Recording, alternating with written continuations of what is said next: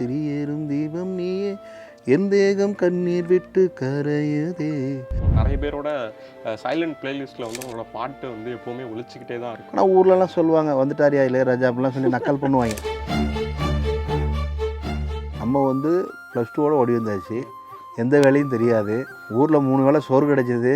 எனக்கு காசுன்றதை விட அன்றைக்கி சாப்பாடு பெரிய விஷயம். ஆகாச நிலவுதான் அழகா தெரியல. ஒரு ஆடு எனக்கு வந்து மியூசிக் பண்ண வாய்ப்பு வாங்கி கொடுத்தாரு. நான் சொன்னேன், சார் எனக்கு மியூசிக்லாம் பண்ண வராது சார், நானே ஒரு இது தற்கொலை மாதிரி இருக்கேன். அங்கே மாஸ்டரிங் பண்ணிக்கிட்டு இருக்கும்போது அங்கே ஒருத்தர் வர்றார். அவங்க யாருன்னா ஜீவியோட அப்பா. சுந்தரபாண்டியன் எப்படி சார் உங்களுக்கு? என்ன சுந்தரபாண்டியன் தான் என்னை வந்து பிஎன்சியை வந்து இறக்கி கொண்டு போய் நிப்பாட்டினாங்க. நான் வந்து ஜீவிட்ட காமிச்சேன். ஐயோ செம்மையாக இருக்க லிரிக்ஸ், இந்த பாட்டு நானே ஃபஸ்ட்டு பாடுறேன், எனக்கு கூட வாய்ப்பு அப்படின்னாப்புல. இல்லை நான் சிவரை பாட வைக்க சங்கமாதன், அதெல்லாம் நான் விடவே மாட்டேன், நீ இது நான் தான் பாடுவேன்னு. மதையானை கூட்டம் உங்களுக்கு எப்படி சார் வந்துச்சு? விக்ரம் சுகுமாரன் வந்து மியூசிக் பண்ண சொன்னது ஜீவி தான். ஆனால் ஜீவி கதை கேட்டு இந்த படத்துக்கு நான் செட் ஆக மாட்டேன், இது ரகு தான் கரெக்டாக இருப்பார். Sivakarthikeyan sir, Anirudh sir combo. இந்த பாட்டை ஒருத்தரை பாட வைக்கிறோம், அமைதியாக இருங்க அப்படின்னாங்க. ஸோ அந்த கதை வந்து கேட்ட உடனே அந்த கதை ரொம்ப ஹெவியான கதைன்னு எனக்கு கேட்ட உடனே அவர் இதை ரொம்ப மிரண்டார். ரொம்ப ஸ்லோவான ஒரு மெலடி வச்சுக்கலாம். நான் சொன்னேன் அது ஒர்க் அவுட் ஆகாது. காற்றோடு பட்டம் போல இந்த வாழ்க்கை தான்.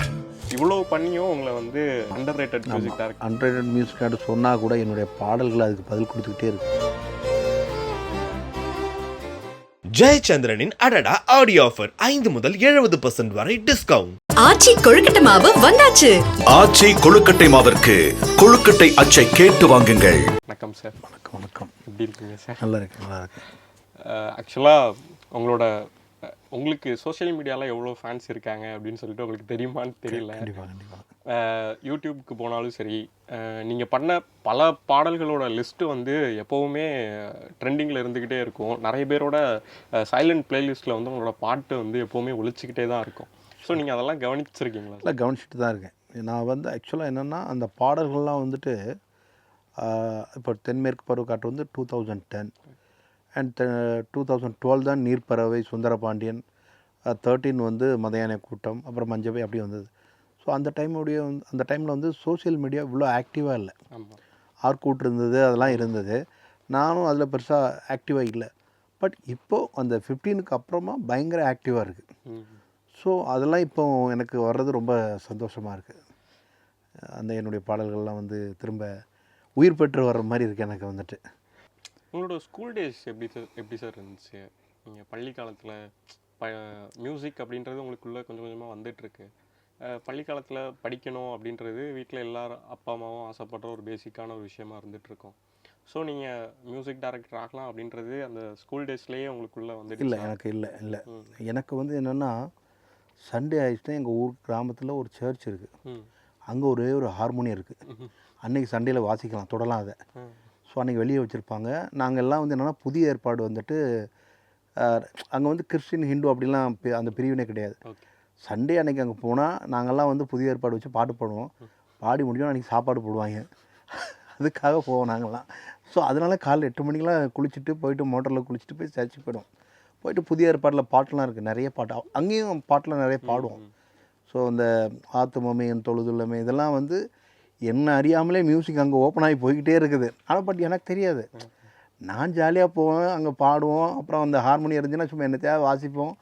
அப்புறம் மத்தியானம் சாப்பாடு போடுவாங்க, சாப்பிட்டு வந்துடுவோம். இப்படி சர்ச்சுக்கும் எனக்கும் நிறைய தொடர்பு இருந்துச்சு. ஆமாம், அங்கே ஹிந்து அந்த கிறிஸ்டின் அந்த இது இல்லாமல் ஸோ இந்த ஒரு இன்ட்ரெஸ்ட் மியூசிக் இது பக்கம் ஒரு பக்கம் வந்தால் கூட இதுவும் சண்டே ஆனால் வந்து. ஆனால் எனக்கு மியூசிக் டைரக்டர் ஆகும், மியூசிக்கில் எதாவது பண்ணுவோன்றது அந்த தாட்லாம் இல்லை. ஜாலியாக மியூசிக் வந்து எனக்குள்ளே உள்ளே ஏறிக்கிட்டே இருக்குது. அது என்ன அறியாமல் தான் சொல்லுவேன், அது உள்ளே போயிட்டே இருக்குது. ஸோ அது காலப்போக்கில் அப்படியே ஒவ்வொரு விஷயமாக மாறிட்டு வந்துச்சு. ஆமாம்.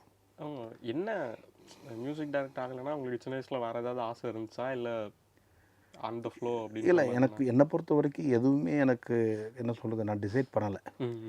என்னென்னா எங்கள் அப்பா வந்து ஒரு விவசாயி, அதனால் நாங்கள் வந்து எப்படின்னா ஏதோ வாழ்க்கை நமக்கு ஏதோ ஒரு வேலை கிடைக்கும், சின்ன வேலை கிடைக்கும், படித்து நம்ம வந்து அது வச்சு அப்படியே நம்ம லைஃப் ஓட்டிக்கலாம்.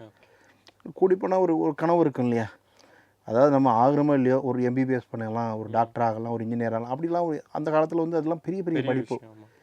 ஸோ அந்த தாட் தான் இருந்துச்சு, மியூசிக் டைரக்டர் ஆகும். அந்த தாட் இல்லை எனக்கு சுத்தமாக. அந்த 5th அப்புறமா கிராமத்துலேருந்து ஒரு ஒரு ஒரு டவுன்ஷிப் வரேன்.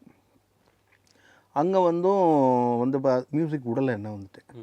ஸோ மியூசிக் வந்து கிளாஸில் பாடுறது, அப்புறம் சார் வரலன்னா உட்காந்து ஃபுல்லாக டேபிளில் தட்டி பாடுறது, இது வந்து தொடரும் இது மாதிரி ஆயிடுச்சு.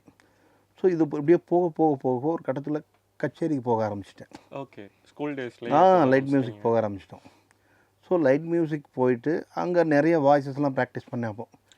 அப்போ வந்து ராஜா சார் வாய்ஸு, அப்புறம் மலேசியா வதன் வாய்ஸு, அந்த மாதிரி நீங்கள் பாடுவீங்க? ஆமாம். ஓகே, அப்படி ப்ராக்டிஸ் பண்ணால் தான் நீங்கள் கச்சேரி பாட முடியும். Okay okay. ஸோ இது வந்து என்னென்னா, நம்மக்கிட்ட வந்து அந்த ப்ராக்டிஸ் பண்ணுறதுக்கு டேப் ரெக்கார்டெல்லாம் இப்போ கிடையாது. அதனால யார் இந்த ரேடியோ செட் வச்சுருப்பாங்க, அவங்க ஏரியாவுக்கு போய் உட்காந்துக்கிட்டு அந்த பாட்டை கொஞ்சம் போடுங்க அப்படின்னு சொல்லி கேட்டு 2-3 வாட்டி கேட்டுட்டு அப்படி ப்ராக்டிஸ் பண்ணி அப்படி போனால் ஒரு பாட்டு கொடுப்பாங்க கச்சேரியில் பாடுறதுக்கு. நம்ம ஒரு 10 பாட்டு ப்ராக்டிஸ் பண்ணிட்டு போவோம், சரி பாவண்டா அப்படின்னு சொல்லிட்டு கடைசியாக பாட வைப்பாங்க. ஸோ அப்படி கச்சேரியில் போய் பாடினோன்னே எனக்கு அப்போ கூட எனக்கு மியூசிக் மேலே ஒரு பிடிமானம் இல்லை. ஆனால் ஊர்லலாம் சொல்லுவாங்க, வந்துட்டாரியா இளையராஜா அப்படிலாம் சொல்லி நக்கல் பண்ணுவாங்க. பட் நான் அதெல்லாம் கண்டுக்கல. சரி அவங்க பாட்டில் அவங்க நம்மளை வச்சு தான் சிரிக்கிறாங்க, சிரிச்சுட்டு போட்டு அப்படின்னு சொல்லிட்டு நான் யதார்த்தமாக தான் இருந்தேன். எனக்கு +1 படிச்சுட்டு ஒரு 10th முடிச்சு +1 +2 படிக்கும்போது எனக்கு ஒரு கான்ஃபிடென்ட் வந்து மியூசிக் போயிடலாம் பேசாமல். ஏன்னா மியூசிக் ஏதோ நம்மளை துரத்திக்கிட்டே இருக்குது. ஸோ நம்ம மியூசிக் பக்கம் போயிடலான்னு சொல்லி தான் நான் சென்னைக்கு வந்து மியூசிக் காலேஜில் காலேஜ் தான் ட்ரை பண்ணேன். ஆமாம், காலேஜ் படிக்கலை, போய் ட்ரை பண்ணேன். பயங்கர காம்படிஷன். ஓகே, அங்கே எடுத்த உடனே நீங்கள் வந்து வர்ணம் தெரியுமான்னு கேட்குறாங்க. எல்லாம் புளிங்க அங்கே உட்காந்துருக்கவங்கலாம் ஒரு 10 பேர் உட்காந்துருக்காங்க. எனக்கு வந்து வர்ணம், எனக்கு கீர்த்தனம்னு எனக்கு புரியலை. அட்லீஸ்ட் எனக்கு கீதம் பாட சொன்னாலோ வர்ணம் பாட சொன்னாலும் பாடியிருப்பேன். கீர்த்தனம்னே நான் முடியல. அப்போ நான் அவங்கள்ட்ட ரெக்வெஸ்ட் கேட்டேன், ஏதாவது சினிமா பாட்டு பாட்டுமான்ட்டு. பாடுங்க அப்படின்னோடனே நான் வந்து பயப்படவே இல்லை. வீட்டுக்கு வீடு வாசப்படி பாடிட்டேன். எல்லாருமே சிரிச்சிட்டாங்க. ஆமாம், நான் அதை பற்றி கவலைப்படலை. கிடைச்சா கிடைக்கட்டும், கிடைக்காட்டி போனால் ஆண்டவன் என்ன வச்சுருக்காரோ அது நடக்கட்டும் அப்படின்னு சொல்லிட்டு நான் வேறு வந்து அப்போ வந்து ஒயிட் அண்ட் ஒயிட்டில் தான் அலைவேன். மியூசிக் டைரக்டர்னால் மியூசிஷியன்னா ஒயிட் அண்ட் ஒயிட்டில் தான் இருக்கணும் இருக்குன்னு சொல்லி மீசையெல்லாம் வலித்து பக்கா பழம் மாதிரி ஒயிட் ஷர்ட்டு, ஒயிட் வேஷ்டி கட்டி பட்டெல்லாம் போட்டு குங்குமம்லாம் வச்சு போயிட்டேன். ஆனால் அப்போ ரிஜெக்ட் பண்ணிட்டாங்க. ஸோ வந்து சரி, இதுக்கப்புறம் ஊருக்கு போகக்கூடாது இனிமேல், ஏன்னா நம்ம வந்துட்டோம், இனிமேல் வாழ்ந்தாலும் இந்த ஊர் தான், என்ன ஆனாலும் சரி இந்த ஊர் தான். ஸோ அப்படின்னு சொல்லி தான் நான் வந்து சென்னையை வந்து தேர்வு பண்ணிட்டேன். ஸோ வந்து அந்த நம்பிக்கை எனக்கு வந்து கைவிடலை, சென்னை வந்துட்டு. ஆனால் நீங்கள் வந்து ஒரு எதுவுமே இல்லை, நம்ம சின்ன சின்ன வேலை பண்ணி நம்ம வீட்டை பார்த்துக்கணும் அப்படின்னு குட்டி குட்டி கனவு தான் உங்களுக்கு ஊரில் இருக்கும்போது இருக்குது. ஆனால் சென்னை வந்தோடனே ஒரு காலேஜ் இருக்குது, நம்ம அங்கே சேர்ந்து சீட்டு கிடச்சா நம்ம வேறு மாதிரி ஆகிடலாம் அப்படின்ற மாதிரிலாம் நமக்குள்ள நிறைய தாட்ஸ். அந்த தாட்ஸோடு தான் வந்தேன். என்னென்னா மியூசிக் காலேஜ் படிச்சுட்டா பெரிய ஆள் ஆகிடலாம் அப்படின்னு நினச்சி தான் வந்தேன். என்னுடைய தாட்ஸ் என்னென்னா, மியூசிக் காலேஜ் படிச்சிட்டோம்னு வச்சுக்கோங்களேன், அப்போது ராஜா சார்கிட்ட போய் கீபோர்டு வாசிச்சிடலாம், ஸோ ரஹ்மான் சார்கிட்ட போய் வாசிச்சிடலாம், இந்த தாட்டில் இருந்தேன். கீபோர்டு பிளேயராக ஆகிடலாம் அப்படின்னுட்டு. பட் அது நடக்கலை. அப்புறம் என்ன எங்கே சார்? அதுக்கப்புறம் நான் என்ன பண்ணேன்னா, எனக்கு மியூசிக் கற்றாகணும். இப்போ எப்படியாவது மியூசிக் கற்றுக்கிடணும். எங்கே போகிறது தெரியாது, யாருமே தெரியாது. இப்போ என்ன பண்ண, நம்ம சர்வே பண்ணி ஆகணும்ல. நம்ம வந்து +2 ஓடி வந்தாச்சு, எந்த வேலையும் தெரியாது. அப்போ நமக்கு என்ன வேலை கிடைக்கும்னா, ஏதாவது கடைகளில் போய் நிற்கிறது, ஜாப் பண்ணுறது, ஜெராக்ஸ் கடையில் வேலை பார்க்குறது, இப்படி தான் நமக்கு வேலை கிடைக்கும். ஏன்னா நமக்கு மாரல் சப்போர்ட்டே கிடையாது. ஸோ 0. அதாவது கூட ஃப்ரெண்ட்ஸும் கிடையாது, கூட அது சகோதரி யாருமே இங்கே இல்லை, எல்லாம் ஊரில் இருக்காங்க. ஸோ தனி ஆள், அவங்களுக்கும் பெருசாக சினிமா பற்றின எதுவும் கிடையாது. எல்லாமே ஊரில் இருக்கிறாங்க, இங்கே வரல. அவங்கெல்லாம் சேஃபாக உட்காந்துட்டாங்க ஊரில். நான் வந்து மாட்டிக்கிட்டேன். ஆஹா, வசமாக வந்து மாட்டிக்கிட்டேன்டா அப்படின்ட்டு. ஏன்னா ஊரில் 3 வேளை சோறு கிடைச்சிது, இங்கே அது கூட கிடைக்கலையே அப்படின்னு சொல்லி ரொம்ப ரொம்ப ரொம்ப நாள் வந்து அந்த மாதிரிலாம் ஃபீல் ஆகிருக்கேன். ஏன்னா நம்ம கஷ்டம், அங்கே ஊரில் என்ன தான் வேலை பார்த்தா கூட அந்த கஷ்டன்றது தெரியாது. பட் இங்கே உழைச்சா தான் சாப்பாடுன்ற நிலைமைக்கு வந்துச்சு. அதனால நான் என்ன பண்ணிட்டேன்னா, வேலைக்கு போக ஆரம்பிச்சிட்டேன். வேலைக்கு போனால் கூட என்னுடைய அந்த தாகம் விடலை. எங்கே யார் சொல்லிக் கொடுக்குறா மியூசிக், எங்கே யார் சொல்லிக் கொடுக்குறாங்க போது இங்கே பவர் ஹவுஸ் பக்கத்தில் ஒரு மாஸ்டர் இருந்தார், அம்மாப்பேட்டை கிருஷ்ணமூர்த்தின்ட்டு. அவர்கிட்ட கொஞ்ச நாள் வந்தேன். அவர் ஒரு நல்ல மனிதர், அவர் எனக்கு கொஞ்சம் சொல்லி கொடுத்தாங்க. ஆனால் என்னால் கிளாஸ் கண்டினியூ பண்ண முடியல, கட் ஆயிடுச்சு.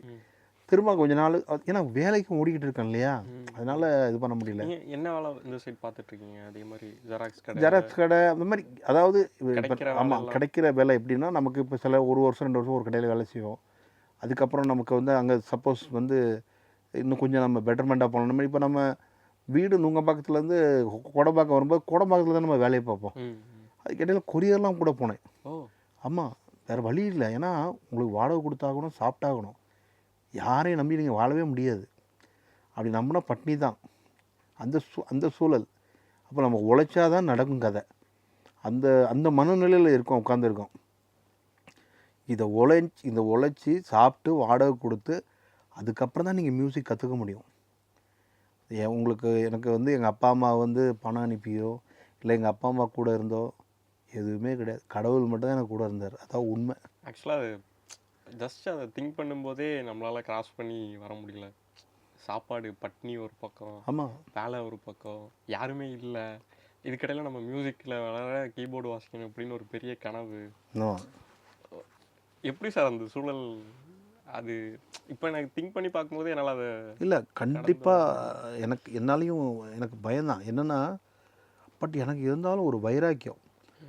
ஸோ ஊரை விட்டு வந்தாச்சு, இனிமேல் போனால் நமக்கு அவமானம். ஏன்னா மியூசிக்னு சொல்லிட்டு வந்துட்டோம், பெருசாக மாறு தட்டிட்டு வந்தாச்சு. இனிமேல் நம்ம ஊரை பார்த்து போனோம்னா நம்மளை அதாவது நம்மளை அங்கே இருக்கவே விட மாட்டானுங்க, இது பண்ணிடுவானுங்க, அதாவது கலாச்சிடுவானுங்க ஃபுல்லாக அப்படின்னு சொல்லி தான் மோஸ்ட்லி அது என் மைண்டில் ஓடிட்டே இருந்துச்சு. ஸோ நம்ம எது பண்ணாலுமே இனிமேல் சென்னை தான். அது மியூசிக் பண்ணாலும் சரி இல்லை பண்ணாட்டியும் சரி, லைஃப் இனிமேல் சென்னையில் தானே முடிவு பண்ணேன்.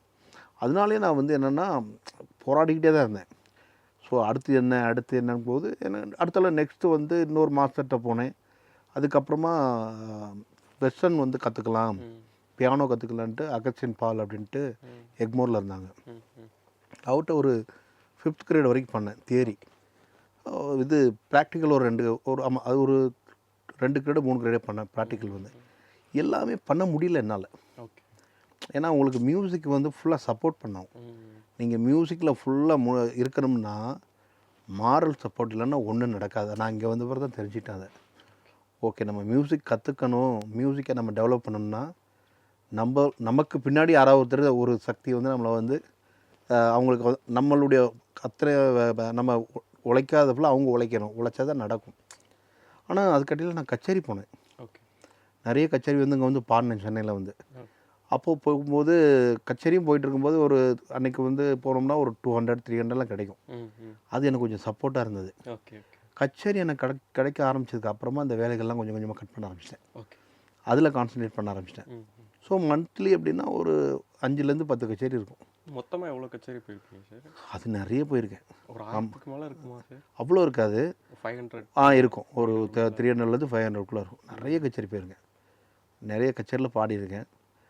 எனக்கு காசுன்றதை விட அன்றைக்கி சாப்பாடு பெரிய விஷயம். நான் அந்த கச்சேரிக்கு போனோம்னா அன்றைக்கி வந்து மத்தியானம் சாப்பிட மாட்டேன், நைட்டு அங்கே போய் நல்லாவே சாப்பிட்டு வந்துடுவேன். அது எனக்கு ஒரு பெரிய ப்ளஸ்ஸாக இருந்துச்சு. ஸோ அதுதான் எனக்கு வந்து மெயின் ப்ளஸ்ஸு. அது ரொம்ப ட்ராஜடி லைஃப்ன்றது. ஆமாம், இல்லை என்ன விஷயம்னா ஒவ்வொருத்தருக்கும் நினைப்பாங்க இந்த மாதிரி உடம்புலாம் எனக்கு இல்லை, ரொம்ப லீனாக இருப்பேன் நான். ஏன்னா ரொம்ப சாப்பாடுன்றது மார்னிங்கன்றதுலாம் ரொம்ப ரேர். ஒரு டீ குடித்தாலே பெரிய விஷயம். மத்தியானம் கச்சேரி நைட்டு இருந்துச்சுன்னா நைட்டு சாப்பாடு நமக்கு கிடச்சிரும், நல்ல சாப்பாடு. ஸோ இதை நோக்கி தான் பயணம் நிறைய போச்சு. ஏன்னா உங்களுக்கு உயிர் வாழ்ந்தாகணும்ல, அதுக்கு மெயின் அது. அப்புறம் நமக்கு கச்சேரி 200 கிடைச்சாலும் பரவாயில்ல, 300 கிடைச்சாலும் பரவாயில்ல, நம்ம அட்ஜஸ்ட் பண்ணி போய் தான் ஆகணும். அப்போ தான் நம்ம வண்டி ஓடும். ஆனால் எனக்கு அது பெட்டராக இருந்துச்சு. ஏன்னா இன்னொரு இடத்துல வேலை செஞ்சு மியூசிக் தேடுறதை விட மியூசிக்லேயே இருக்கிறது இன்னும் பெட்டர் இல்லையா? அப்படி தான் லைஃப் போயிட்டு இருந்துச்சு. ஆனால் நீங்கள் மியூசிக் வந்து இங்கே கச்சேரியெல்லாம் போயிட்டு இருக்கும்போது ஃபஸ்ட்டு நீங்கள் சினிமா மியூசிக் டைரக்டர் யார் கூடயாவது போய் ஒர்க் பண்ணணும்னு சொல்லி ட்ரை பண்ணிட்டு இருந்தீங்களா? ஆமாம், நான் என்ன நினச்சேன்னா ஃபஸ்ட்டு மியூசிக் கம்ப்ளீட் பண்ணணும். மியூசிக் நல்லா கற்றுக்கிட்டு ஒன்று கீபோர்ட் பிளேயராக யார்கிட்ட வாசிக்கணும், இல்லைன்னா யார்கிட்ட அசிஸ்டண்ட்டாக போய் ஒர்க் பண்ணணும் அப்படின்னா. ஆனால் வாய்ப்பு கிடைக்கல. நெருங்கவே முடியல. ஏன்னா உங்களுக்கு எந்த ஸ்டுடியோவுமே கிட்ட போக முடியாது. இப்படி போயிட்டுருக்கும்போது எனக்கு வந்து ஆமாம் 97 நினைக்கிறேன், ஐ திங்க் 97 ஒருத்தங்க பழக்கமானாங்க. அவர் வந்து எடிட்டர், அவர் ஆக்சுவலாக. ஓகே. அவர் பேர் வந்து உதயசங்கர். உதயசங்கர். ஆமாம், அவர் வந்து இது செம்பருத்தி அப்புறம் மக்கள் காட்சி அந்த அந்த படத்துக்கு எடிட்டர். அவங்க வந்து நம்மளுடைய ஆளை பார்த்துட்டு பாவம் ரொம்ப கஷ்டப்படுறாரு, நான் ஏதாவது சொல்கிறேன் அப்படின்னாரு. நான் சொன்னேன் பரவாயில்ல சார், நீங்கள் யார்கிட்ட நான் அஸ்டண்டாக சேர்த்து விடுங்க அப்படின்னு. இல்லை நான் சொல்கிறேன் இருங்க பொறுமையாக இருக்குன்னாரு. இப்படியே போயிட்டு இருக்கும்போது அவர் தான் எனக்கு முதல்ல அகத்தியன் சார் கிட்ட. ஆமாம் இல்லை ஒரு ஆட் ஆமாம் ஓகே. ஒரு ஆடு எனக்கு வந்து மியூசிக் பண்ண வாய்ப்பு வாங்கி கொடுத்தாரு. எனக்கு ஷாக்கு. நான் சொன்னேன் சார் எனக்கு மியூசிக்லாம் பண்ண வராது சார், நானே ஒரு கேள்வி ஞானம், நானே ஒரு இது தற்கொலை மாதிரி இருக்கேன், நீங்கள் என்ன போயிட்டு வந்துட்டு மியூசிக் இல்லை நீங்கள் பண்ணுவீங்க, நீங்கள் பண்ணுங்க அப்படின்னோடனே என்கிட்ட அப்போ சிஸ்டம்லாம் கிடையாது, என்கிட்ட கீபோர்டு ஒன்றுமே கிடையாது. அப்போ நான் கச்சேரி போகிற ஒருத்தர் இருந்தார் கூட, என் கூட ஒரு கீபோர்ட் பிளேயர் பாலாஜின்னு ஒரு பேர்.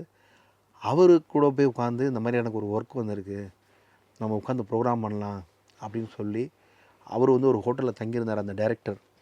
ஸோ அந்த ஹோட்டலில் போயிட்டு உட்காந்து ப்ரோக்ராம் பண்ணுறோம். ஆமாம், ப்ரோக்ராம் பண்ணுறோம். ஸோ பண்ணி அன்றைக்கி வந்து அவர் வந்து பார்த்தார். அந்த ஐடியாலாம் நல்லா இருக்கே அப்படின்னு அந்த டைரக்டர் சொன்னாங்க. எனக்கு ரொம்ப ஹாப்பி. நாளைக்கு நீங்கள் வந்து இந்த ஆடு வந்து நம்ம வந்து ரெக்கார்டிங் வந்து ஏவிஎம் ஈல அப்படின்னாரு. எனக்கு தூக்கி வாரி போட்டுடுச்சு. என்னடா இது முதல் ரெக்கார்டிங்கே ஏவிஎம் ஈயா, ரொம்ப ஹாப்பியாக இருந்துச்சு. மறுநாள் ஏவிஎம் இ ரெக்கார்டிங் வந்துட்டு, அதாவது எந்த ஒரு அசிஸ்டண்ட், அதுக்கு முன்னாடி நான் சின்ன ஆட்கள் கூட வேலை செஞ்சுருக்கேன். மியூசிக் வந்துட்டு சின்ன ஆட்கள் கூட வேலை செஞ்சுருக்கேன், ஒர்க் பண்ணுறதெல்லாம் பார்த்துருக்கேன். ஆனால் பெரிய அனுபவம்லாம் கிடையாது, ஃபுல்லாக கேள்வி ஞானம் தான். போயிட்டு ஃபஸ்ட்டு ஏவிஎம்இயில் அந்த ரீல் போடுறாங்க, அந்த ஆடுடைய ரீல் போட்டு மியூசிக் ப்ளே பண்ணால் அப்படி இருக்குது மியூசிக் வந்துட்டு. அப்புறம் ஒரு தப்லிஸ்ட்டை வச்சு அந்த ஸ்டைல் சொல்லி அதெல்லாம் வாசிச்சாச்சு. சுந்தரராஜன் சார்லாம் வந்து பார்த்தாங்க. பார்த்துட்டு ரொம்ப நல்லா இருக்கே, நல்லா நீட்டாக பண்ணியிருக்காரு அப்படின்லாம் சொன்னேன். எனக்கு அதில் ஒரு பரவாயில்லையே நம்மளால் பண்ண முடியுமில்லக்கே அப்படின்னு ஒரு கான்ஃபிடென்ட் வந்துச்சு. அதுக்கப்புறம் அந்த உதயசங்கர் சாருடைய ஃப்ரெண்ட் ஒருத்தர் வந்து தூர்தர்ஷனில் ஒர்க் பண்ணிகிட்டு இருந்தார். அவர் வந்து சிங்காரவேலன்னு ஒரு பேர். அவர் வந்து என்ன வந்துட்டு அவர்கிட்ட அனுப்பிச்சார். ஆமாம் ஆமாம், அவர் என்ன சொன்னார், நீங்கள் எனக்கு வந்து மந்த்லி ஒரு சீரியல் மாதிரி இருக்கும், அதுக்கு மியூசிக் பண்ணி கொடுங்கன்னாரு. அதுக்கப்புறம் அது போயிட்டு இருந்துச்சு. இப்படியே போயிட்டுருக்கும்போது ஒரு அந்த கச்சேரிலேயே ஒருத்தர் பழக்கமாக இருந்தார். அவர் இந்த பக்தி பாடல்களுக்கெலாம் பாடல்கள் எழுதுகிறவர். அவர் வந்து நீங்கள் ஒரு ஆல்பம் பண்ணணும், நான் லிரிக்ஸ் எழுதுகிறேன், நானே ப்ரொடக்ஷன் ஆள் பிடிச்சிட்டு வரேன், நீங்கள் மியூசிக் பண்ணி கொடுங்க அப்படின்னு என்னை முதலாக ஆல்பம் பண்ண வச்சார். டிவோஷனல் பக்தி பாடலுக்கு பக்தி பாடல் பண்ணி அதில் சிங்கர்ஸ்லாம் பாடணும், இன்னும் அடுத்த கட்டத்துக்கு மூவ் ஆயிடுச்சு. ஸோ வந்து லைஃப்பில் வேறு ஒரு தாட்ஸ்க்கு போய்கிட்டு இருக்கோம். ஸோ இப்படி போயிட்டுருக்க பட்சத்தில் அவர் எனக்கு ஒரு 2-3 ஆல்பம் வாங்கி கொடுத்தாரு. அதுக்கப்புறம் எனக்கு கொஞ்சம் பெரிய பெரிய ஆர்டிஸ்ட் கூடலாம் வேலை செய்யக்கூடிய அந்த டைம் கிடச்சிது.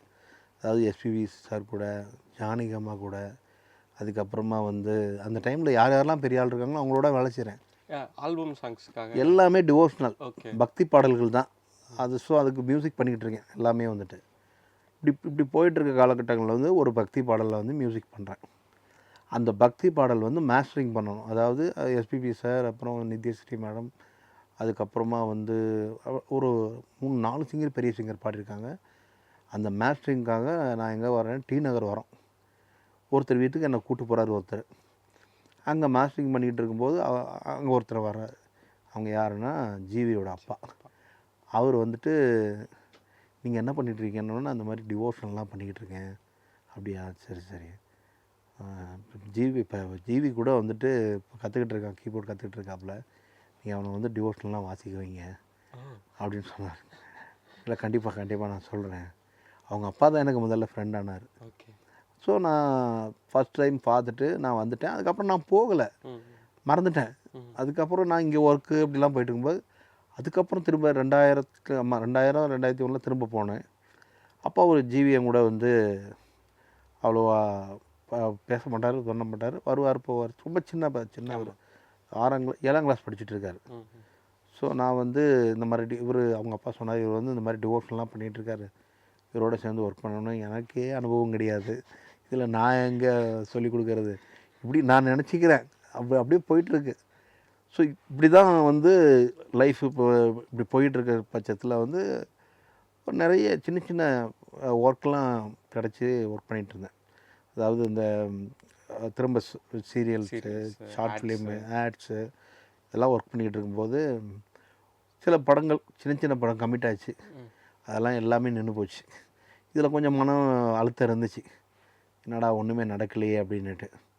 ஸோ ஒரு கட்டத்துக்கு மேலே சரி ஓகே அவ்வளோதான் புழுக்கு, இதுக்கப்புறம்லாம் நான் ஒன்றும் நடக்காத புழுக்கு அப்படின்னு அழுத்தும் போது இவருக்கு படம் கிடச்சிச்சு, ஜிவிக்கு வெயில் படம். ஆமாம், அவருக்கு கிடச்ச உடனே நான் அப்புறம் ரெகுலராக நாங்கள் ரொம்ப க்ளோஸ் ஃப்ரெண்ட் ஆகிட்டோம். Okay okay.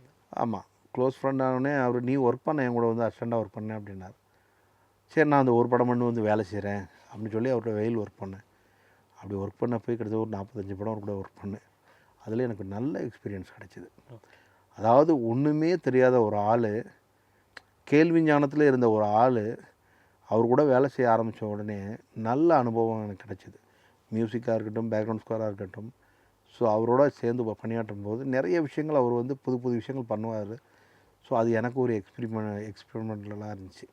ஓ இப்படிலாம் பண்ணலாமா, இப்படிலாம் இது பண்ணலாமா, அது எனக்கு என்னுடைய கேரியருக்கு அது ஹெல்ப்ஃபுல்லாக இருந்துச்சு.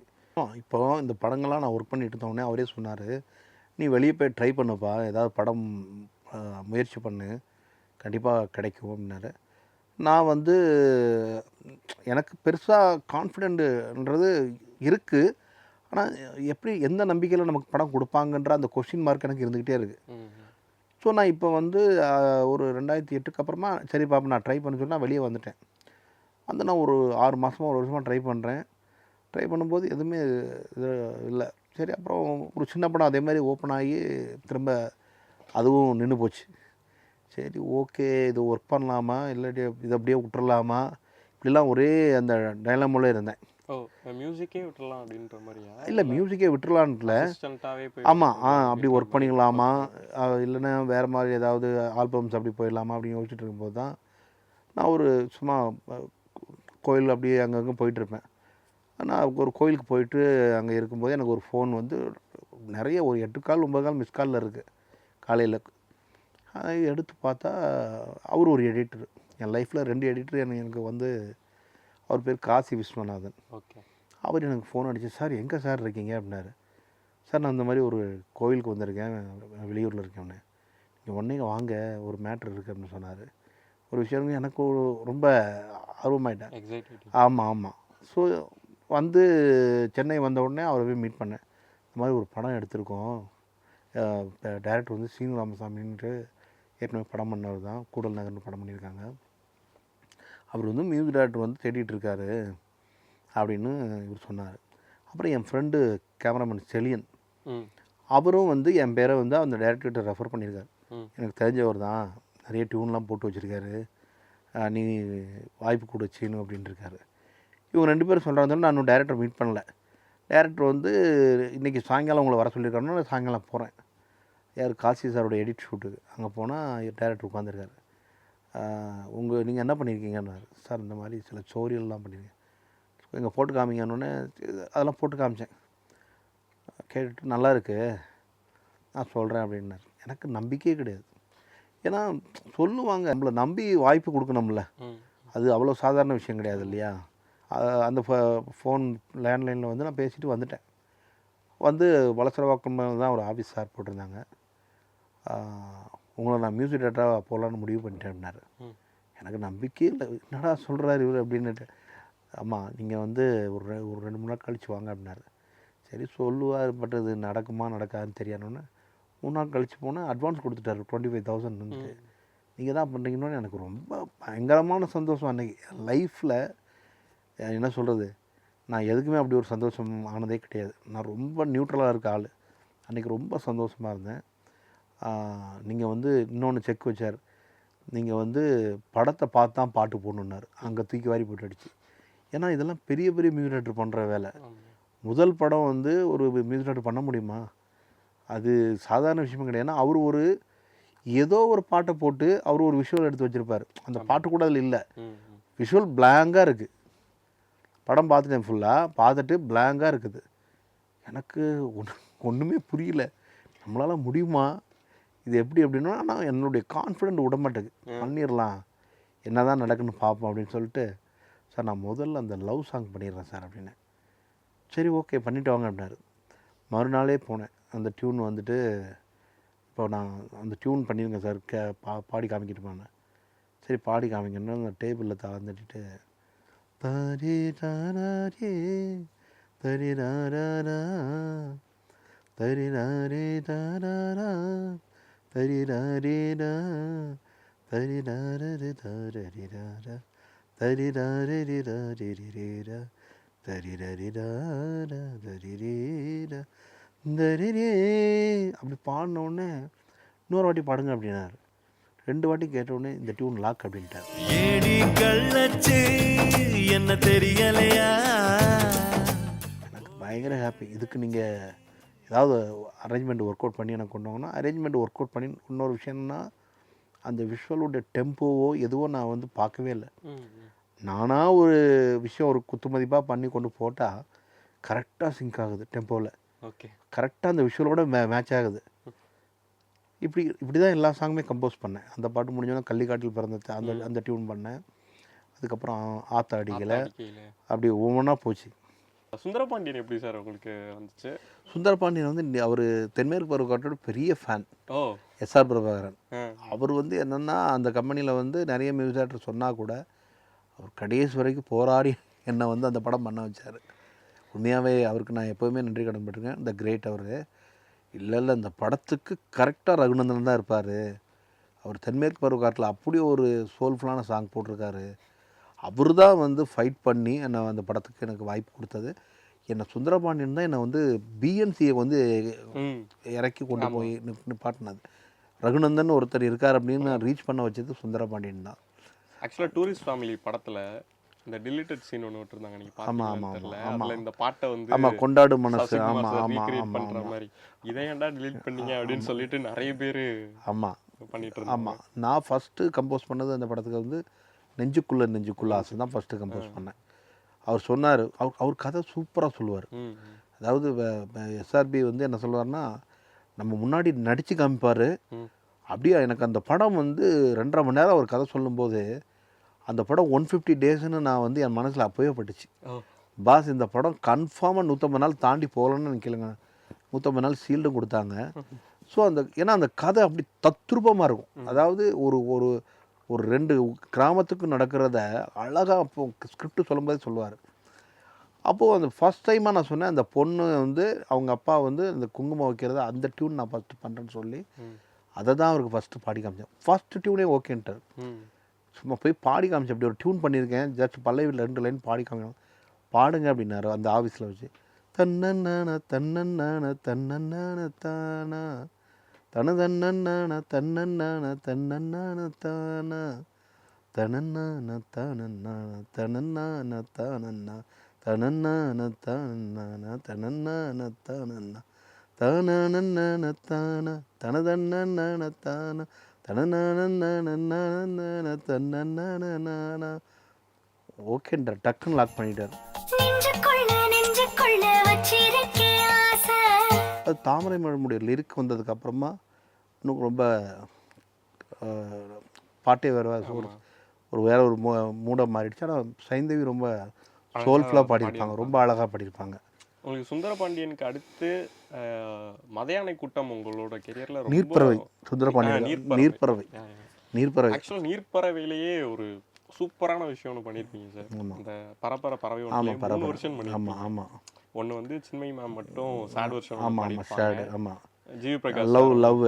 ஆமாம், அப்புறம் இன்னொரு வருஷம் ரெஃப்ரெஷ் ஸ்ரேயா கோஷல். ஆமாம், ஸ்ரேயா கோஷல். ஆமாம் சார். அது ஏன் சார் 3 வருஷம்? அதில் இல்லை, எப்படி நடந்துச்சுன்னா, ஃபஸ்ட்டு நான் கதை கேட்ட உடனே அவர் என்கிட்ட சொன்னது வந்து, ஒரு குடிகாரன் அவன் வந்து ஊரெல்லாம் ஏமாற்றி காசு வாங்கி குடிக்கிறான்.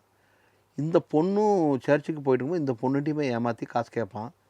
அப்போது வந்து ஒரு வாட்டி இவனை என்ன பண்ணுவான், இவனை வந்து இவனுக்கு அந்த ப்ரேயர் பண்ணி விட்டா தான் இவன் திருந்துவான்னு சொல்லிட்டு சாத்தானே எப்போ போனால் அந்த மாதிரி அந்த தலையில் வச்சு பண்ணும்போது இவனுக்கு ஃபஸ்ட் டைமாக ஒரு குடிகாரனுக்கு ஒரு பொம்பளை அந்த பொண்ணோட கைப்பட்ட உடனே அவனுக்கு வந்து ஏதோ ஒரு உடம்புக்குள்ள வந்து ஒரு 1000 வால்ட் லைட் எறிஞ்ச மாதிரி அவனை அறியாமலே வந்து ஒரு உணர்வு வரும் கண்டிப்பாக.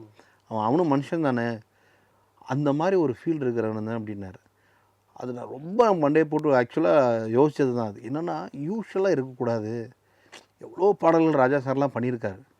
ஸோ நம்ம டிஃப்ரெண்ட்டாக என்ன பண்ணலான்னு சொல்லி யோசிச்சு தான் அந்த மாதிரி ஒரு சந்தம் பண்ணலான்னு சொல்லி தான்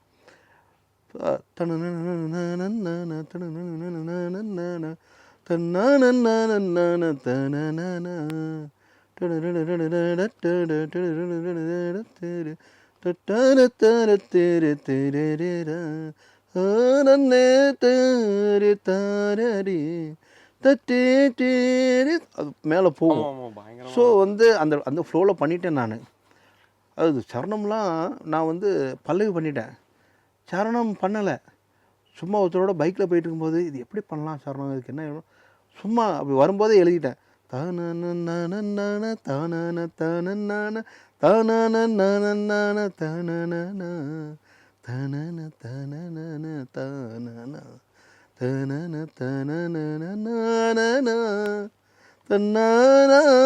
தன்னான தன்னான தன்னன இதெல்லாம் பைக்கில் போகும்போது பண்ணது, பின்னாடி உட்காந்துக்கிட்டே. நான் உட்காந்து பண்ணல இந்த சரணம் மட்டும். ஏன்னா எனக்கு வரமாட்டுக்கு சரணம் வந்துட்டு. ஏன்னா இது ஒரு என்ன சொல்கிறது, ஒரு கொஞ்சம் காம்ப்ளிகேட்டடான டியூன் அது. ஆக்சுவலாக அந்த ராகம் வந்து ரொம்ப எளிமையான ராகம். அது வந்து சுத்த தன்னியாசின்னு ஒரு ராகம். பட் டியூன் காம்ப்ளிகேட்டடான இது. தாளம் வந்து 7/8 1 2 3 1 2 3 4 1 2 3 1 அப்படி போயிட்டுருக்கு. அதில் ஸ்ட்ரிங்ஸ் அரேஞ்ச்மெண்ட் வேறு. நான் அவர்கிட்ட சொன்னேன், சார் இந்த இதில் வந்து எந்த ரிதம் போட மாட்டேன், ஒன்லி வயலன்ஸ் மட்டும் தான் சார், வேறு எதுவுமே இருக்காது. உனக்கு என்ன தோணுதோ பண்ணிக்கோ அப்படின்ட்டார். அவர் எனக்கு ரொம்ப ஃப்ரீடம் கொடுப்பார் ஆக்சுவலாக. அதனால தான் அப்படி ஒரு பாட்டு வந்துச்சு. ஃபஸ்ட்டு இந்த பாட்டு டியூன் பண்ணி முடித்த உடனே நான் வந்து ஜிவிட்ட காமிச்சேன். இப்படி ஒரு டியூன் பண்ணியிருக்கேன்ப்பா, கொஞ்சம் பாட்டு கேட்டு ரொம்ப சூப்பராக இருக்குப்பா அப்படின்ட்டாப்ல டியூன் கேட்டுட்டு. அதுக்கப்புறமா லிரிக்ஸ் வைரம் சார் வந்து ஒர்க் அவுட் பண்ணி கொடுத்தாங்க.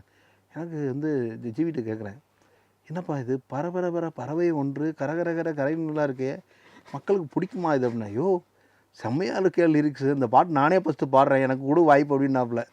இல்லை நான் இவரை பாட வைக்க சங்கமாக அதெல்லாம் நான் விடவே மாட்டேன், நீ இது நான் தான் பாடுவேன்னு என்னை வந்து இன்றைக்கி கூட சொன்னார். இந்த பாட்டு ட்ரெண்டிங்கில் போகும்போது கூட, அன்றைக்கி நான் எப்படி உன்ட்ட சண்டை போட்டு இந்த பாட்டை நான் பாடுறதுக்கு வாங்கினேன் அப்படின்னு சொன்னார். ஏன்னா விடவே மாட்டேன்ட்டார். இந்த பாட்டு நான் தான் பாடுவேன், மேல் வெர்ஷன், நீ காசு கொடுத்தாலும் சரி கொடுக்காட்டியும் சரி, இது நான் பாடுவேன், நீ வந்து மற்றது யாரை வேணாலும் பாட வச்சுக்கோ. என்னுடைய மைண்டில் அப்போ சங்கர் மகாதேவன் தான் இருந்தார். பட்டு இவர் ஜிவி சொன்னோன்னே சரி ஜிவியை பாட்டேன்னா எங்காக இருக்கும், யூத்தாக இருக்குன்னொடனே அவரை பாட வச்சிடலாம். ஏன்னா சங்கர் மகாதேவன் கூட நான் தென்மேற்கு புறக்கட்டு வேலை செஞ்சேன், சின்னஞ்சின்னங்காட்டில் அந்த சாங் வந்துட்டு. ஸோ அதனால் அவர் தான் எனக்கு மைண்டில் வந்தார். இவர் நான் பாடுவேன்னு அடம் பிடிச்ச உடனே இந்த பாட்டு சரி ஜிவியை பாட வைக்கலாம் அப்படின்னு சொல்லி தான் அந்த பாட்டு பாட வச்சோம். அதுக்கப்புறம் சின்மை வந்து சேட் வெர்ஷன் பாட வச்சாச்சு. எனக்கு ஸ்ரேயா கோஷல் வந்து ஒரு லக்கி சாம், அந்த தென்மேற்கு பருவத்தில் பாடினதுனால ஏடி காலேஜ் பண்ணால சரி ஸ்ரேயா வச்சு எப்படியாவது பண்ணணும் அப்படின்னு சொல்லிட்டு பண்ணிட்டு வந்துட்டேன். ஆனால் டேரக்டர் அதுக்குள்ளே அந்த வெர்ஷன் பண்ணிட்டார், சின்மை வெர்ஷன் வந்து ஷூட் பண்ணிட்டார். அதனால் அது ஒரு ரெஃப்ரெஷ்ஷாக வந்து படத்தில் இல்லாமல் அது ஒரு 3வது வெர்ஷனாக வந்துச்சு. ஆனால் 2 வெர்ஷன் தான் அந்த பாட்டு. அப்படி தான் பண்ணணும் நாங்கள் வந்துட்டு. அப்படி அந்த பாட்டில் லிரிக்ஸே சூப்பராக இருக்கும். ஆமாம் ஆமாம். பெட்ரோல் மீது தீயை ஆமாம் எரிகிறது, அப்புறம் மெழுகுவர்த்தியை வச்சு ஒரு ஆமாம். தேவாலய மெழுகும் நானே திரியேறும் தீபம் நீயே என் தேகம் கண்ணீர் விட்டு கரையுதே. ஆமாம் ஆமாம். அது இந்த லைன் கூட ரொம்ப நல்லாயிருக்கும். அது தேவாலயம் மெழுகும் நானே திரியேறும் தீபம் நீயே என் தேகம் கண்ணீர் விட்டு கரையுதே, மீன் கொத்த செல்லும் பறவை மீன்களையில் வீழ்ந்தது போல வாழ்க்கை உன் சாலை ஓரம் தவிக்குதே, மலையில் கழுவிய மணலிலே தொலைந்த காலடி நானடி, முகத்தை தொலைத்த என் வாழ்வுக்கு நிலைத்த முகவரி நீயடி, பெட்ரோல் மீது தீயை போல உந்தன் மீது பரபரவென பரவுது மனசு. அந்த மாதிரி பண்ணியிருப்பார். ஆக்சுவலாக அந்த படம் ஆக்சுவலாக நீர்ப்பறவை வந்து முழுக்க முழுக்க ஒரு ரொம்ப ஒரு சோகம் அந்த மாதிரியான ஒரு படமாக தான் இருந்துக்கிட்டு இருக்கும். அடுத்து எடுத்தோடனே ஒரு ஒரு பீஸ்ட் மோடில் ஒரு படம்னா மத யானை கூட்டம் அப்படி அட்டி பயங்கரமாக விழுந்த ஒரு ஆல்பம். ஒவ்வொரு பாட்டும் சரி, ஒவ்வொரு இடத்துல அவருடைய மியூசிக்கும் சரி, அவ்வளோ குறிப்பாக அந்த இளவு பாட்டு அந்த நாட்டுப்புற கலைஞர்களை கொண்டு வந்து பாட வச்சு அது எல்லாமே ரொம்ப ஃப்ரெஷ்ஷான ஒரு விஷயமா அன்னைக்கு வந்து இருந்துட்டு இருந்துச்சு. ஸோ மத யானை கூட்டம் உங்களுக்கு எப்படி சார் வந்துச்சு விக்ரம் சுகுமாரன் சார்? இல்லை, மத யானை கூட்டம் எப்படி வந்துச்சுன்னா, மத யானை கூட்டம் வந்து ஃபஸ்ட்டு வந்து ஜிவி ப்ரொடக்ஷனில் தான் ஸ்டார்ட் பண்ணிட்டாங்க. அது ஜிவி தான் அதுக்கு ப்ரொடியூசர். ஆமாம், ப்ரொடியூசர் அண்டு எல்லாமே அவர் தான். ஸோ அவர் வந்து கதை கேட்டு அவர் வந்து விக்ரம் சுகுமாரன் வந்து மியூசிக் பண்ண சொன்னது ஜிவி தான். ஆனால் ஜிவி கதை கேட்டு இந்த படத்துக்கு நான் செட் ஆக மாட்டேன், இது ரகு தான் கரெக்டாக இருப்பார், ஸோ நீங்கள் ரகு வச்சே பண்ணுங்கள் அப்படின்னு சொல்லி தான் எனக்கு வந்துச்சு. ஸோ அப்புறம் தான் என்னை ஜிவி கூப்பிட்டு இந்த படம் நீ பண்ணுப்பா அப்படின்னு சொல்லி அதுக்கப்புறம் தான் எனக்கு வந்து விக்ரம் சுகுமாரன் ஆல்ரெடி எனக்கு தெரியும். தெரிஞ்சால் கூட சார் கூட ஒர்க் பண்ணதுனால அதுக்கு முன்னாடி எனக்கு தெரியும். அவர் ரொம்ப முன்னாடி உள்ள பழைய ஆள் அவர். அப்புறம் தான் எனக்கு தெரியும். பட் அவர் வெற்றிமாறன் சார் கூட ஒர்க் பண்ணிகிட்டு இருக்கும்போது அவ்வளோ நமக்கு என்ன சொல்கிறது, பழைய ஆள் பார்த்துருக்க பேச்சுவார்த்தை அவ்வளோ இல்லை. இப்போது ஜிவி சொன்னோன்னே அவர் ஓகேன்ட்டார். இப்போது நாங்கள் வந்து கம்போசிங் அவர் சொன்னார், பிரதர் நம்ம வந்து தேனிக்கே போயிடுவோம் அப்படின்னு அங்கே ஒரு ஹோட்டலில் ரூம் போட்டு தேனியில் கம்போசிங். அப்போ அந்த சிங்கர்ஸ்லாம் வர வச்சோம். அந்த என்ன பண்ணுவீங்க இப்போ வந்து ஒரு இந்த மாதிரி ஒரு வீட்டில் வந்து என்னென்ன பாட்டு பாடுவீங்க, தவறினா வீட்டில் எல்லா ஊரில் எப்படி பாடுவாங்க அப்படின்ட்டு அவங்கக்கிட்ட ஒரு ரைட் இப்படிலாம் இருக்கா அப்படின்னு சொல்லி அதுக்கு அந்த ஏரியா மட்டும் அவங்கள்ட்ட கேட்டு அதுக்கேற்ற மாதிரி கம்போஸ் பண்ணோம். மற்றபடி வந்து அதாவது ஒரு கம்யூனிட்டி பேஸ்டில் இருக்குது அது. ஆமாம். ஸோ அவங்க அந்த ஊரில் எப்படி இருப்பாங்க, அந்த கலாச்சாரம் எப்படி இருக்கும், அந்த மக்களுடைய வாழ்வியல் எப்படி இருக்கும் அப்படின்னு பிடிச்சி பண்ணதான் அந்த பாட்டெலாம். உன்னை வணங்காத இவங்களுடைய கேட்டுட்டு அப்படி பண்ணேன். அதுக்கப்புறம் கோணக்கொண்டக்காரி அதை அப்படி பண்ணோம். அண்டு கொம்பு ஊதி கொட்டடிச்சு இதெல்லாம் வந்து இப்படி போகணுன்னா இப்படி பண்ணோம். இது இல்லாமல் ஒரு சாங் ஒன்று பண்ணோம். என்னென்னா அந்த பையன் வந்து இந்த ஊரில் இந்த ப்ராப்ளம் ஆனோடனே ஊரை விட்டு வெளியே போவான். அம்மா பாயிண்ட் ஆஃப் வியூவில் ஒரு சாங், அந்த எங்கே போகிற மகனே. அப்போ அவர் என்ன சொன்னார், எனக்கு வந்து அந்த ஆத்தா உன் சேலை அந்த பாட்டு வந்து எனக்கு ரொம்ப பிடிச்ச பாட்டு, அந்த எமோஷன் இதில் இருக்கணும், அந்த ராகத்தில் வேணும் அப்படின்னோட தான் எங்கே போகிற மகனே நீ எங்கே போகிற மகனே ஊரை விட்டு போகிற தாய் வேற விட்டு போகிற. ஏகாதசி ரொம்ப நல்லா பண்ணியிருப்பார். ஆக்சுவலாக அதுதான் அந்த ஆல்பம் முழுக்கவே ஏகாதசி. பாட்டு எழுதியிருப்பாரு அவரு விக்ரம் சுகுமாரன் சாரோட சாய்ஸ். ஆமாம், அவருடைய சாய்ஸ் தான். ஏன்னா அந்த ஏகாதசி கூட அவரும் எனக்கு தெரியும், ஆனால் அவரோட நான் வேலை செய்யலை. ஸோ இந்த மத யானை கூட்டத்தின் மூலம் தான் அவர் எனக்கு வந்து ஃபுல்லாக அந்த படம்ல ஒர்க் பண்ணார். ஆக்சுவலாக கோணக்கொண்டக்காரி பாட்டு வந்து செம பாட்டு. அது பெருசாக டான்ஸ் அப்படி இல்லாமல் மியூசிக்காகவே நம்மளை வந்து எனர்ஜி, லிரிக்ஸாகவும் பயங்கரமாக இருக்கும். கதிர் சார் வந்து குட்டி குட்டியாக பண்ணுற அந்த விஷயம், விக்ரம் சுகுமாரன் சார் அதை எடுத்துகிட்டு போன விஷயம் எல்லாமே அந்த பாட்டுக்குள்ளேயே ஒரு கதை. படம் ஃபுல்லாகவே வெறும் பாட்டு மட்டும் இருக்காது, பாட்டுக்குள்ளேயே ஒரு கதை இருந்துக்கிட்டே இருக்கும். அது பயங்கரமான ஒரு ட்ராவலாக இருந்துச்சுல்ல சார்? ஆமாம், இந்த ஒரு பாட்டுக்குள்ளேயே ஒரு கதையை வச்சு கொண்டு போயிட்டே இருக்கிறது அப்படின்னு. கோணக்கொண்டக்காரி ஐடியா எப்படி சார் வந்துச்சு? கோணக்கொண்டக்காரி வந்து டைரக்டருடைய ஐடியா தான். அவர் வந்து இந்த மாதிரி ஒரு கேரளாவில் இந்த மாதிரி சொல்லுவாங்க அப்படின்னு சொல்லிட்டு அந்த கூத்து ஆட்களும் ஒரு ஐடியா சொன்னாங்க. அவங்க ஒரு அந்த ஃபர்ஸ்ட் லைன் மட்டும் அவங்க சொன்னாங்க, இப்படி நாங்கள் வந்து யாராவது அந்த இதில் நக்கலாக பண்ணும்போது இந்த கோணக்கொண்டக்காரின்னு சொல்லுவோம் அப்படின்னு சொன்னோடனே அப்போ அவர் சொன்னார், பிரதர் நம்ம ஏன் இந்த தாட்டா வச்சு ஒரு பாட்டு பண்ணக்கூடாதுன்னு நாங்கள் ஒரு பல்லவி பண்ணிட்டோம். அது வந்து இங்கே தான் பண்ணணும், சென்னையில் அவர் ஆஃபீஸில் நைட்டு ஒரு 12-1 மணிக்கு பண்ணி முடிக்கிறோம் பல்லவி மட்டும். ஜிவி கேட்க வராப்புல 3 மணிக்கு வராரு காலையில். நாங்கள்லாம் வெயிட் பண்ணிகிட்டு இருக்கோம் வராரு அப்படின்ட்டு. வந்து பாட கேட்டு சூப்பராக இருக்குப்பா இது சரணம் பண்ணு அப்படின்ட்டாப்புல. ஜிவி தான் சரணம் பண்ண சொன்னார். அவர் டைரக்டர் வந்து இது ஒரு பிட் சாங்காக தான் பயன்படுத்தலாம் அப்படின்னாரு.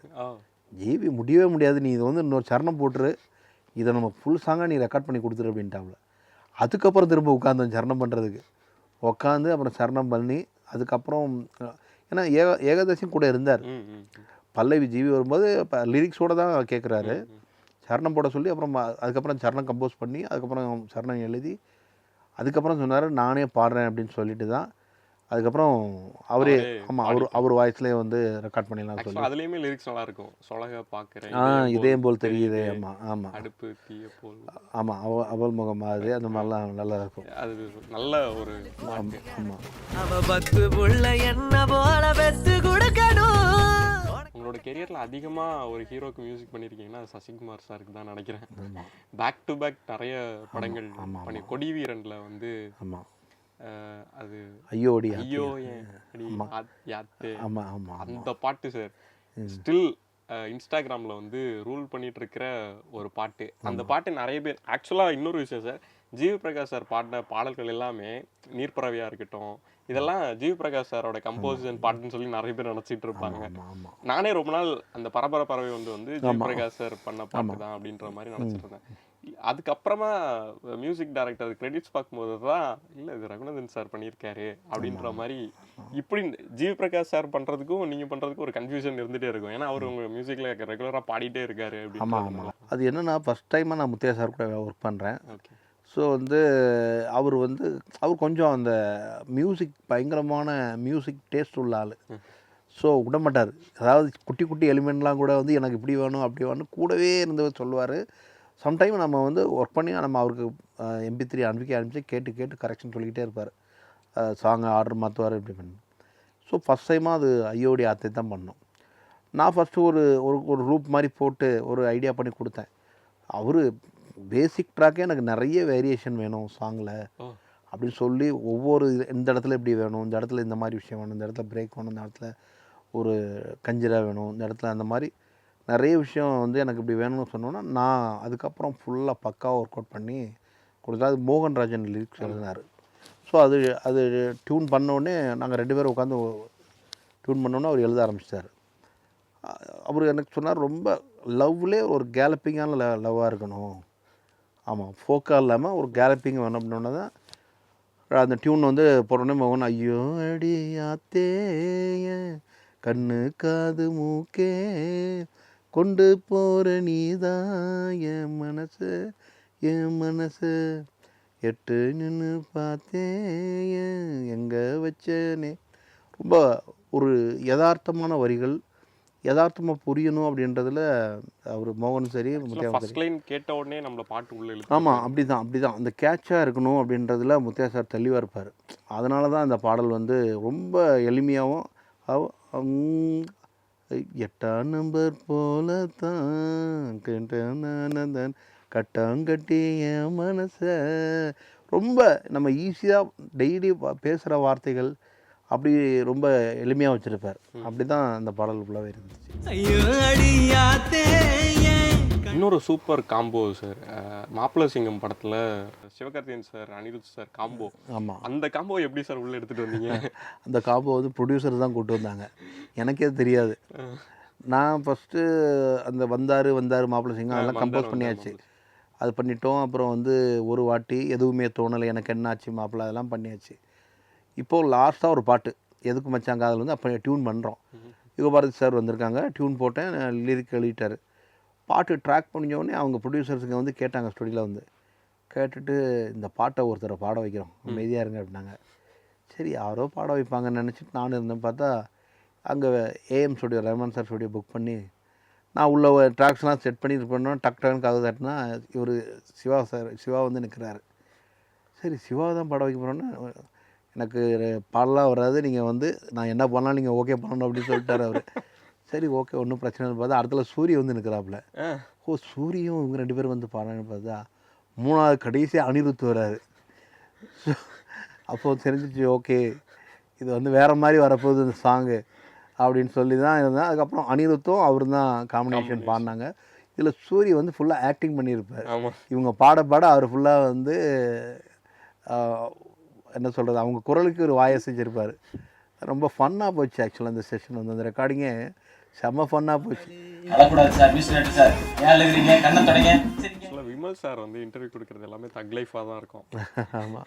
ஸோ நீங்கள் 2 பேரும் பேசிக்கும் போது எப்படி இருக்கும்? தக் லைஃபாக அப்படி தான் இருக்கும். அண்ணே என்னண்ணே எங்கண்ணே இருக்கீங்க சொல்லுங்கண்ணே. அண்ணே உங்கள் பாட்டு எல்லாமே ரேடியோவில் பயங்கரமாக போடுறாங்கண்ணே என்னண்ணே நான் எதிர்பார்க்கவே இல்லைண்ணே. இப்போ போகும்போது ஃபுல்லாக மதுரைக்கு போகும்போது உங்கள் பாட்டு தான் ஒரே ரேடியோவில் ஓடிக்கிட்டு இருக்குண்ணே என்னண்ணே அப்படிம்பாப்புல. ரொம்ப யதார்த்தமான மனிதர், ரொம்ப வெகுளி மனிதர். ஸோ அவரோட ஒரு 3-4 படம் பண்ணிட்டேன் அவரோட. புலிவால் கூட இருக்குது, நீலாங்கரையில் ஆமா, காணாங்குருவி. நீலாங்கரையில் காணாங்குருவி. அந்த பாட்டு அவர் அதான் ஃபஸ்ட் படம் 2 பேருக்கும். புலிவால், மஞ்சப்பை, மாப்பிள சிங்கம், அதுக்கப்புறம் இப்போ போகும் இடம் வெகு தூரம் இல்லை. ஆமாம். மந்திரமூர்த்தி சார் எப்படி உங்களுக்கு அந்த அயோத்தி படம்? அவர் ஆக்சுவலாக வந்து மந்திரமூர்த்தி ப்ரொடியூசர் 2 பேரும் டிஸ்கஸ் பண்ணி தான் வந்தாங்க என்கிட்ட. ஸோ அந்த கதை வந்து கேட்ட உடனே அந்த கதை ரொம்ப ஹெவியான கதைன்னு எனக்கு தெரிஞ்சது. ஏன்னா கேட்ட உடனே ரொம்ப வெயிட்டேஜ் ஜாஸ்தியாக இருக்குது. ஸோ இதுக்கு நம்ம நல்ல எஃபர்ட் போடணும் அப்படின்றத நான் அப்போவே ஃபிக்ஸ் பண்ணிட்டேன். அந்த காற்றோடு பட்டம் போல் வந்து அவர் என்ன சொன்னார்னா, சார் இந்த மாதிரி ஒரு தீபாவளி டைமில் அவங்க வெளியே வர்றாங்க, ரொம்ப ஸ்லோவான ஒரு மெலடி வச்சுக்கலான்னு. நான் சொன்னேன் அது ஒர்க் அவுட் ஆகாது. ஏன்னா படம் ப்ரீ கிளைமேக்ஸில் இருக்குது. ஸோ நம்ம போயிட்டு ரொம்ப ஸ்லோவாக போட்டோம்னா எந்திரிச்சிருவான் ஆடியன்ஸ் வந்துட்டு. ஸோ ஒரு மீடியமான ஒரு விஷயமா பண்ணுறேன் நான் அப்படின்னு சொல்லி தான் அந்த காற்றோடு படம் டியூன் ஃபஸ்ட்டு பண்ணிட்டேன். பண்ணி அவர்கிட்ட கூப்பிட்டு காமிச்சேன். கேட்ட உடனே அவர் ரொம்ப மிரண்டார். அதாவது தானே தன்னான தன்னான தன்னான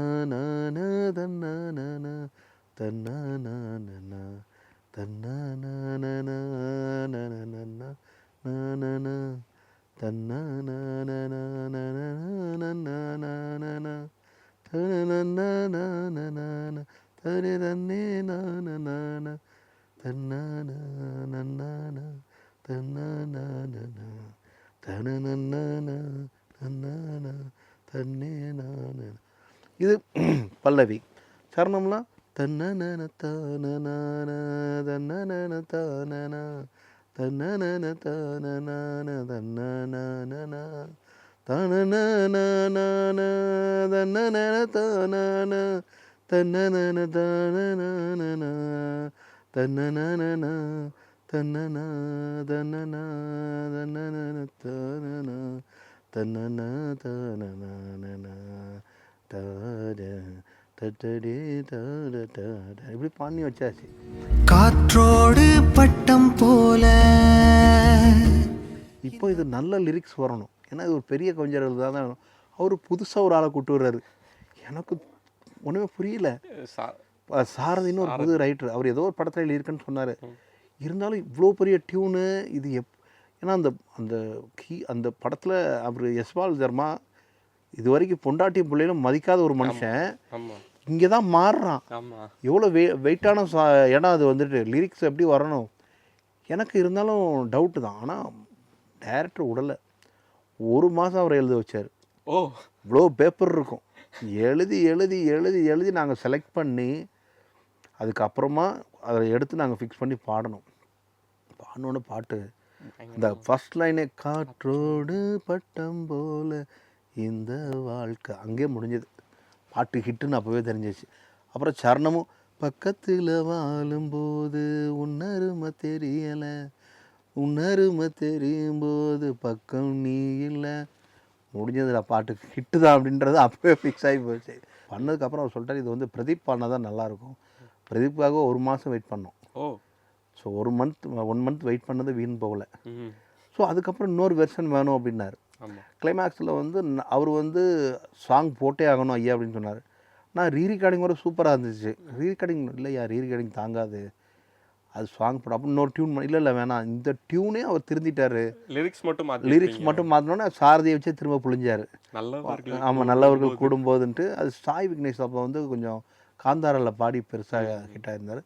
அவர் வச்சு பாட வைக்கலான்னு சொன்னார். இது 2மே டேரக்டருடைய சாய்ஸ் தான். ஒன்று சாய் விக்னேஷ் அது பாடினார். ஸோ 2மே வேறு ஒரு டைமென்ஷன் ஆகிடுச்சு, கலர் ஆகிடுச்சு. டியூன் ஒன்றா இருந்தால் கூட வேரியேஷனாக இருந்தது. வேரியேஷன் ரொம்ப. நீங்கள் இவ்வளோ ஹிட்டு கொடுத்துட்டீங்க, நீங்கள் ஒரு ஆல்பம் பண்ணீங்க அப்படின்னா அந்த ஆல்பமில் கண்டிப்பாக ஒரு மினிமம் ஒரு 4 பாட்டு இருக்குன்னா 2 பாட்டு ஷோர் ஷாட் ஹிட்டு தான். இவ்வளோ பண்ணியும் உங்களை வந்து அண்டர் ரேட்டட் மியூசிக் டைரக்டர் அப்படின்னே திரும்ப திரும்ப சொல்கிறது உங்களுக்கு ஒரு மாதிரி கஷ்டமாக? எனக்கு கஷ்டமே இல்லை. ஏன்னு கேட்குறீங்களா, அதாவது வந்து அவங்க அண்டர்ரேட்டட் மியூசிக் டைரக்டர் சொன்னால் கூட என்னுடைய பாடல்கள் அதுக்கு பதில் கொடுத்துக்கிட்டே இருக்குது. அது இல்லைன்னு சொல்லிகிட்டே இருக்குது. ஆக்சுவலாக ரொம்ப தேங்க்ஸ் சார். ரொம்ப நன்றி. ரொம்ப மனசுலேருந்து நிறைய விஷயங்கள் ஷேர் பண்ணிக்கிட்டீங்க. கண்டிப்பாக. எனக்கு ரொம்ப சந்தோஷமாக இருக்குது இந்த உங்கள் கூட இந்த பேசின இந்த டைம். ரொம்ப நன்றி. ஏன்னா நான் எனக்கு இன்னொரு சந்தோஷம். ஏன்னா அந்த தமிழ்நாடு நவுன்றது தான் என்ன முதல்ல இப்படி ஒரு மியூசிக் டேரக்டர் இருக்கார், ஒரு பாட்டெலாம் இதுன்னு எனக்கு தெரியல ஃபஸ்ட்டு. இப்போ நீங்கள் சொன்னதுக்கு அப்புறமா தான் பாருங்கள், அது கடவுள் எப்படி கொண்டு வராரு பாருங்க. நான் தேடிக்கிட்டு இருக்கேன், நம்மளை இப்படிலாம் விளம்பரப்படுத்துகிறாங்களா, அந்த சேனல் எங்கே இருக்குன்னுட்டு. பட் அந்த சேனலே என்னை வந்து இன்றைக்கி வந்து இன்டர்வியூ எடுக்கிறாங்கன்றது எனக்கு ரொம்ப ரொம்ப ரொம்ப சந்தோஷம். தமிழ்நாடு நவுக்கு வந்து நான் நன்றி கடன் பட்டுன்னு தான் சொல்லுவேன். ஏன்னா என்னை வந்து என்னுடைய பாடல்களை எடுத்து இவ்வளோலாம் இந்த பாட்டெலாம் இவர் பண்ணியிருக்காரு அப்படின்னு மக்கள்கிட்ட கொண்டு சேர்க்குறங்கல்ல, அதுக்கே நான் மிகப்பெரிய நன்றி நான் சொல்லணும் ஆக்சுவலாக. அதனால் எனக்கு எப்போதுமே தமிழ்நாடு நவுக்கு ரொம்ப ரொம்ப ரொம்ப நன்றி. ஜெயச்சந்திரனின் அடடா ஆடியோ ஆஃபர் 5 முதல் 70% வரை டிஸ்கவுண்ட். ஆச்சி கொழுக்கட்டை மாவு வந்தாச்சு. ஆச்சி கொழுக்கட்டை மாவிற்கு கொழுக்கட்டை அச்சை கேட்டு வாங்குங்கள்.